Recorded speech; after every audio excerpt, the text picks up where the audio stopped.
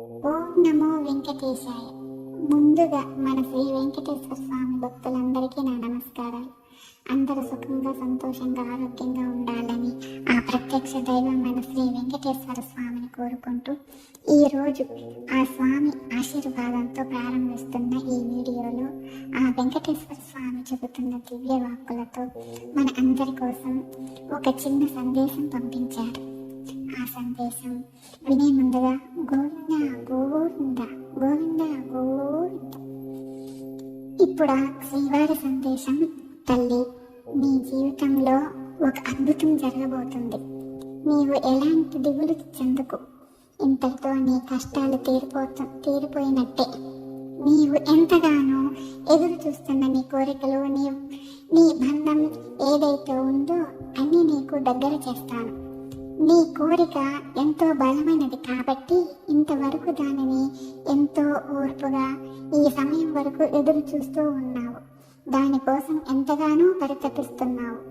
మరి ఆ కోరిక తీర్చే సమయం వచ్చేసిందమ్మా. నువ్వు ఆలస్యం చేయకుండా ఈ దైవం చెప్పినట్లుగా చేస్తే నీ జీవితం ఎంతో అందంగా, సంతోషంగా, నీ కష్టాలన్నీ తీరి దిగులు లేకుండా ఎంతో అందంగా మారుతుంది. ఈరోజు అంతటి అద్భుతం చూడగలుగుతావు. తల్లి, నీకు ఒక రహస్యం చెప్పనా? జాగ్రత్తగా విను. తల్లి, నీ జీవితమే మలుపు తిరగబోతుంది. ఇదే నీకు పునఃప్రారంభం. జీవితంలో ఇంతవరకు పడిన బాధలు, కష్టాలు ఇక చాలు. నీకన్నిటికీ తొడవటానికి నీ స్వామి సిద్ధంగా ఉన్నాడు. నీ కష్టాలు తీర్చటానికి ఆ 7 కొండలు దిగి వచ్చాడు. నీ స్వామి నీకు ఉన్న బాధలు అన్నీ తొలగించి నీకు ఆనందాన్ని అందించడానికి వచ్చాడమ్మా. ఈ రోజు ఎవరైతే నా భక్తులు ఈ బసవయ్యను తాకుతారో, బసవయ్య నీకు ఏం సందేశం తెచ్చాడో చూడమ్మా. నీ స్వామిని చూడగానే నీకు గుర్తు వచ్చేది నా మీద నీకు ఉన్న ఎంతో భక్తి. ప్రతి మనిషిలో ఎంతగా కష్టాలైనా పోరాడే శక్తిని ఇస్తాడన్న నమ్మకం ప్రతి భక్తుడిలో ఉంటుంది. నీ స్వామి అంతగా నమ్ముకున్న నీవు ఎందుకమ్మా ఇంత బాధపడుతున్నావు? ఇన్ని కన్నీళ్లు కారుస్తున్నావు. నీవు కారుస్తున్న ప్రతి కన్నీటి బొట్టు నేను చూస్తూ తట్టుకోలేకపోతున్నానమ్మా. నీ కష్టాలన్నీ ఇంతటితో తీరిపోతున్నాయమ్మా. నీవు ఎన్ని రోజుల నుంచి ఎదురు చూస్తున్న నీ బంధం నీ కోసం ఎన్ని కష్టాలు పడుతున్నావమ్మా. ఎంత ఓర్పుగా ఎదురు చూస్తున్నావమ్మా తల్లి. కానీ ఆ బంధం నిన్ను, నీ విలువను అస్సలు అర్థం చేసుకోవటం లేదు. ఆ బంధంలో మార్పు రావాలంటే నీలో ఉన్న పట్టుదల, ధైర్యం నిన్ను గెలిపించేలా చేస్తుంది. ఆ ధైర్యాన్ని నీవు ఎప్పుడూ విడిచిపెట్టకు. నీ పట్టుదల నీలో అలాగే ఎప్పటికీ ఉండాలి. ఎప్పుడైనా సరే నీ బంధం నీకు దగ్గర కాదేమో, ఇక నా జీవితం అంతా ఒంటరిగా బ్రతకాల్సిందేనా అని నీవు ఎట్టి పరిస్థితుల్లో నిరాశ చెందకు తల్లి. నీవు కంటతడి పెట్టుకున్న ఎప్పుడల్లా నీ దైవం నిన్ను చూడలేక తల్లడిల్లుతుంది తల్లి. ఎప్పుడైనా ఏ సమయంలోనైనా ఒక సమస్య వెనుక సమాధానం ఉంటుంది తల్లి. ప్రతి దుఃఖం వెనుక ఒక సుఖం దాగి ఉందమ్మా. కష్టాలన్నీ మంచి మార్పుకు దారి తీస్తుంది తల్లి. ఓర్పులోనే విజయం దాగి ఉంటుంది.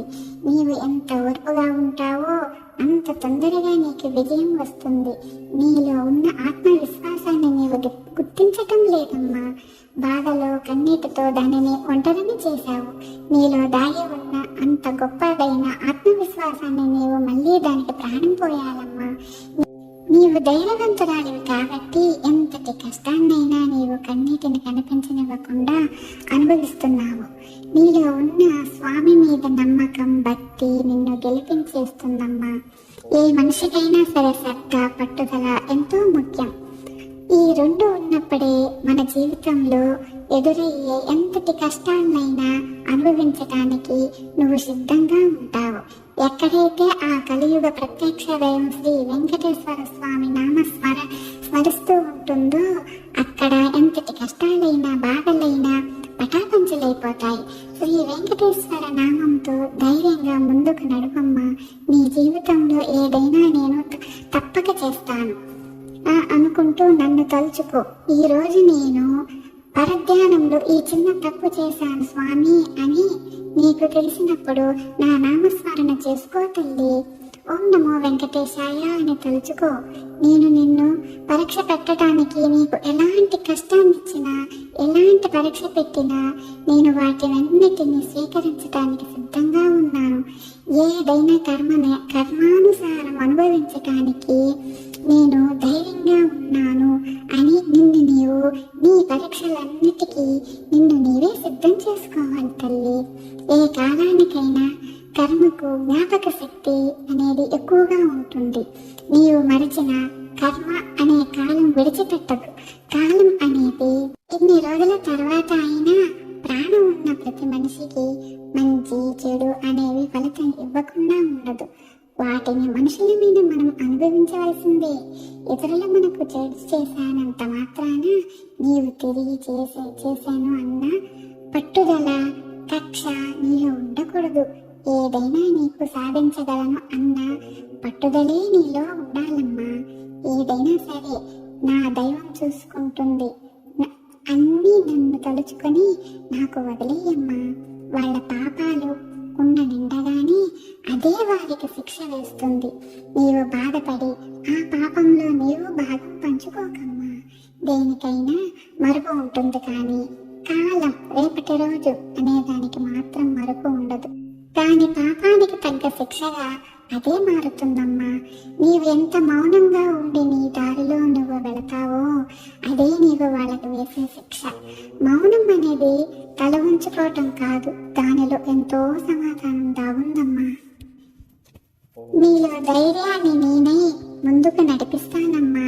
ఈ రోజు నేను నీ ఇంటికి ఏ రూపంలో, ఏదైనా పశు పక్ష రూపంలో, పిల్లల చిరునవ్వులతో, చల్లని తెలియని చిరు గాలి రూపంలో, సువాసన పరిమళాలైన పుష్పాలతోనూ, అతిథుల రూపంలోనూ వచ్చాననుకొని నీవు నమ్మకంతో ఆహ్వానించు.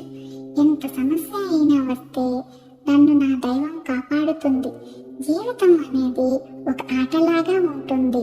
ఈ ఆటలో అందరూ గెలవరమ్మా. నీ మోములోని చిరునవ్వులే నిన్ను గెలిపిస్తాయి. ఆ దైవం మీద నమ్మకంతో నీవు ప్రయత్నం చేస్తే ఖచ్చితంగా నిన్ను గెలిపిస్తుంది తల్లి. నీవు కన్నీటితో ఎంతో విలువైన జీవితాన్ని మొత్తం వృధాగా కష్టాలతో గడిపేస్తావు. నీ సంతోషమైన జీవితాన్ని కోల్పోయావు. అన్ని రోజులు ఒకేలా ఉండవమ్మా.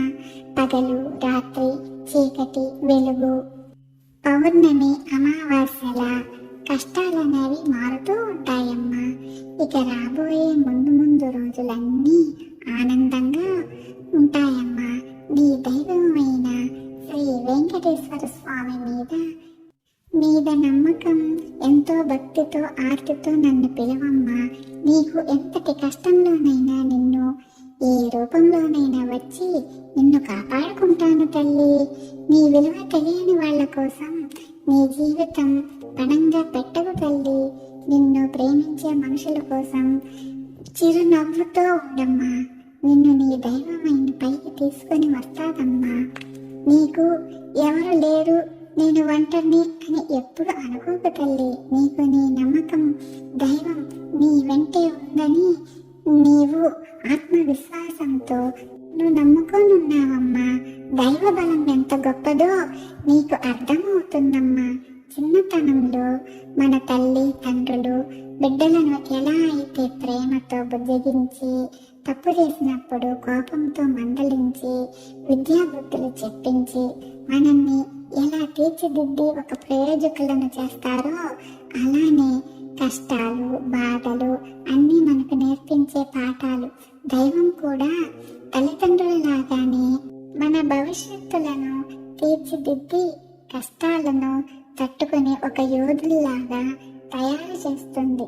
వాటన్నిటికీ మనం బాధపడుతూ బానిసల్లాగా మారకూడదమ్మా. మనల్ని మనకు ఒక యోధుల్లాగా మార్చుకోవాలి.